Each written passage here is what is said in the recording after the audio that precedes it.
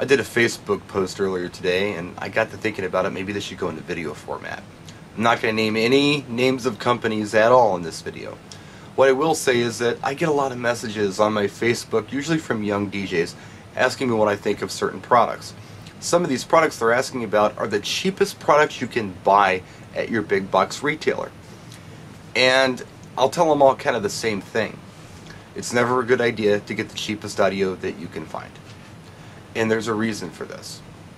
Number one, it just doesn't sound very good, right? Number two, the quality isn't there. I mean, when you get something at a budget price, what ends up happening is corners were cut somewhere, either in the product itself, or in the quality control, or in the research, or something. So you're not getting a great product. And the other thing is, if the store that you're working with, some of these big box retailers, are pushing this product on you because they're getting real excited about it. Oh, look, it doesn't cost a lot of money. Oh, it sounds great. All my guys use it. Usually the thing that's happening here is that they're making a nice big profit even on this inexpensive product. If they're selling you something for $400 and the store actually bought it for $100, that's an exaggeration, but you know what happens is there's $300 profit being made there. They make a percentage off of that, be it 10%, whatever. They could make 30 bucks on a sale, which doesn't sound like a lot. It's really not, but it's a lot more than they can make on some of these nicer quality products. They might cost a couple $100 more, but the profit margin is much smaller, so they don't make as much dough. Just a heads up on that. Same thing with lighting. But here's why it's never a good idea to buy the cheap audio. When you are dealing with lighting, for instance, okay, we've got a light going on behind me. A lot of people would see this who are DJs or don't go clubbing a lot and say, wow, that's pretty cool. It's a $150 uplight I got back here on a truss, and it looks pretty neat. They don't have any kind of, I guess, perspective to go by. They don't have club lighting at their house. They don't have it at their work. Most people don't. They just don't see this stuff. Audio, everybody hears audio. There are people out there who get premium audio systems in their cars when they buy their cars. They sound great. Things like MP3 players have great headphones. Sounds great. Car stereos. How many teenage guys build car stereos? Even if they don't do it through their 20s, 30s, whatever, at one point or another, they've either built a car stereo that sounded really cool, or they've been in a car and someone had a really cool car stereo in it. Home surround sound systems sound real nice these days. So people have a point of reference with audio. They know what sounds good, and so they'll know what sounds bad. Where lighting is a visual experience. And as long as your light works and it doesn't break down on you, you can create a pretty cool visual experience and wow a lot of people with something that doesn't cost a lot of money. It's never ideal to buy the cheapest light either, and the reason being is because, again, you have quality issues.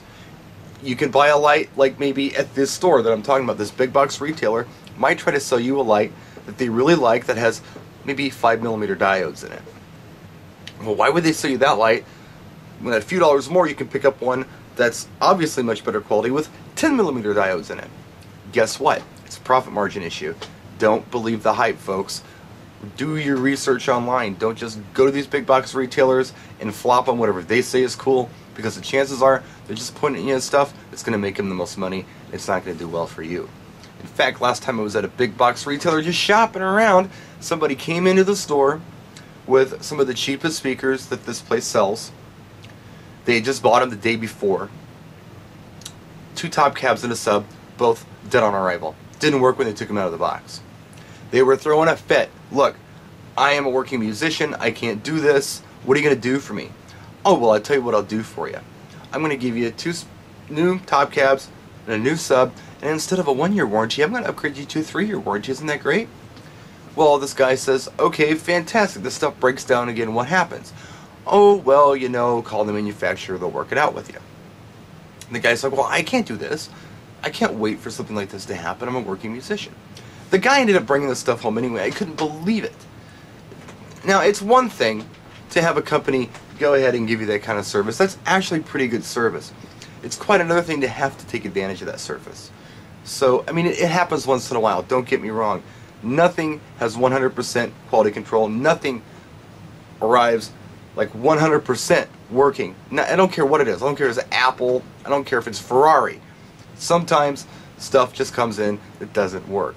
And that's acceptable. But if it happens all the time, there's a problem.